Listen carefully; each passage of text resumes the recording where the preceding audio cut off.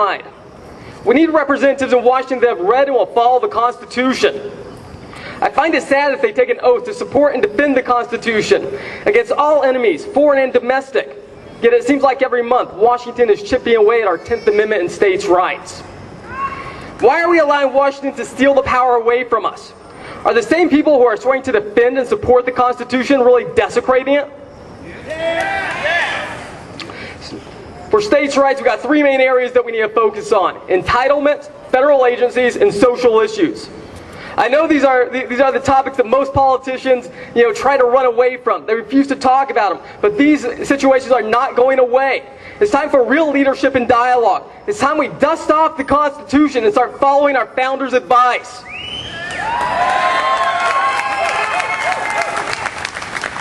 On entitlements today, we're having a great debate regarding universal health care. Some are saying that health insurance for all is the only humane thing.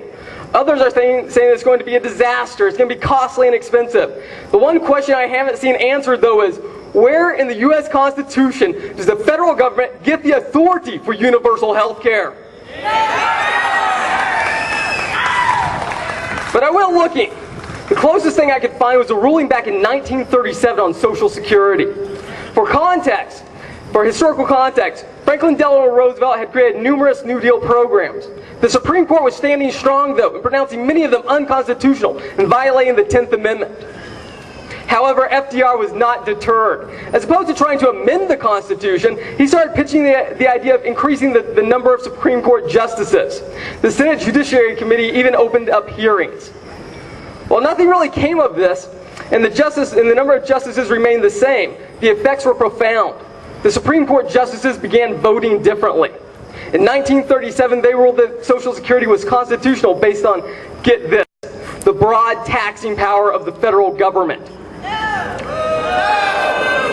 If these justices would remain strong and declared Social Security unconstitutional, now the federal government uses their broad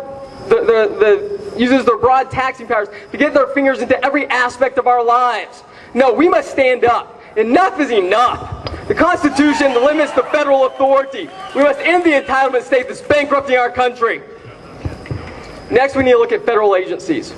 Where in the Constitution does it enable the creation of the Department of Education, Department of Energy, Department of Transportation, and the like?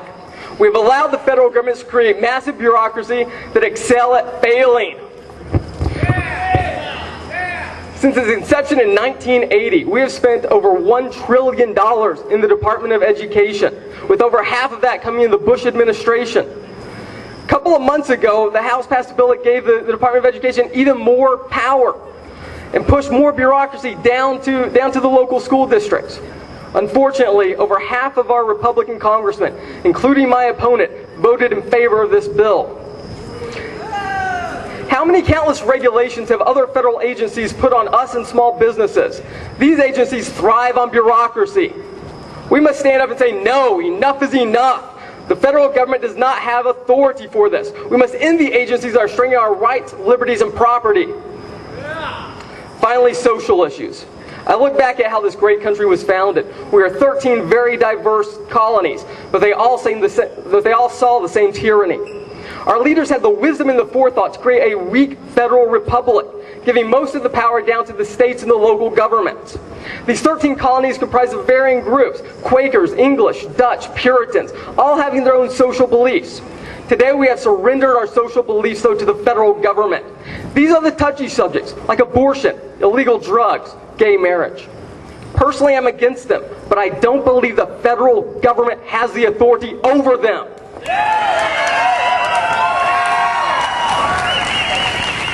I look at alcohol prohibition as an example of social issues.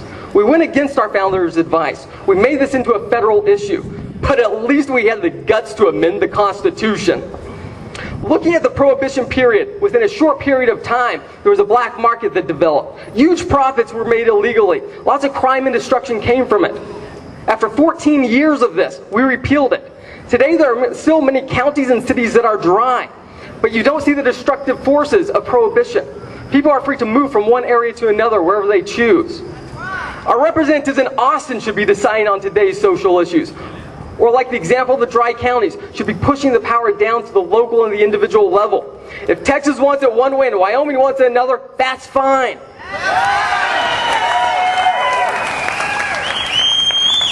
Saying that, though, I know there are some very, very passionate people in the crowd. I know that they're going to fight for their social issues. They're going to go to every county. They're going to go to every state until their views are heard and until their laws are made. And that's great. That's fine. That's how it should be. It should be a local state issue. It should not be the federal government.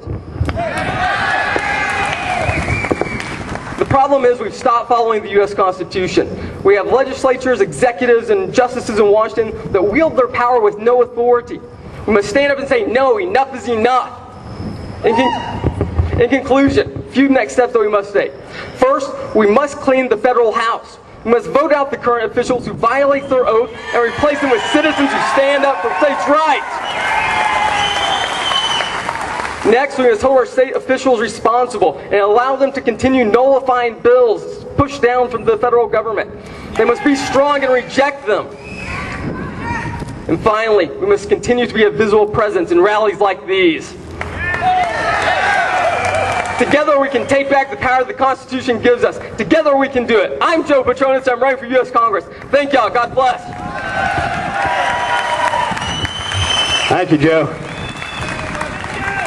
Yeah, of course, up here we can't do any like campaign speech, but we got to have some of the people that are at least fighting for our rights. So that's great. Okay. All right. Next person I'm going to bring up is also running, and this is Melissa Paley Hill, and you can hear her on the same radio network where I've got my show, and you'll have David, her husband, right over here, and he's got his own show, and they've got shows over there too. Believe me, we're extremely active, busy, very busy, but every single one of you need to be just as busy as we are, in whatever way that might take. Okay, it can take all kinds of forms. We just need to step up and understand where we're going to draw that line. And I'm asking each and every one of you, to start finding out where that line is that you draw. At what point do you want to stop this? You've got to tell the government, you've got to do it. Okay, so Melissa, come on over here. Welcome, Melissa Hill. Hi, y'all. First, let me say welcome and thanks to all of you brave souls for coming out here today. I'm glad to hear that so many true Texans out here willing to fight for sovereignty and secession. I've heard many people say we're wrong for having a rally in support of sovereignty or secession just to save Texas. But I say it's never wrong to do what you have to do in order to fight socialism from invading your land. What we are doing here today is telling Austin and Washington that we are fed up with our government officials trashing our Constitution. We are telling them that if they can't honor the Constitution our founding fathers put in place, then we no longer wish to be part of the United States of America.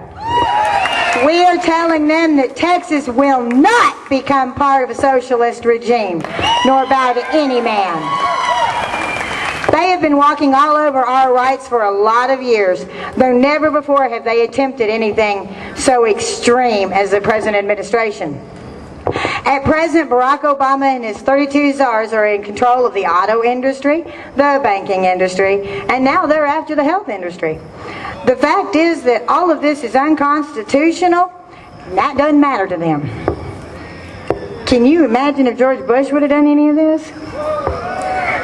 Okay, of course the fact that Obama is doing so many things in direct contrast to the Constitution should not be a real big surprise to anyone, because the very fact that he ran for office shows the level of disdain he has for our Constitution and our country.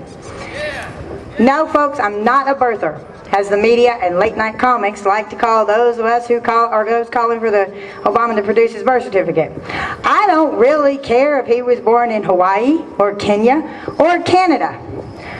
What I do care about is the fact that he is not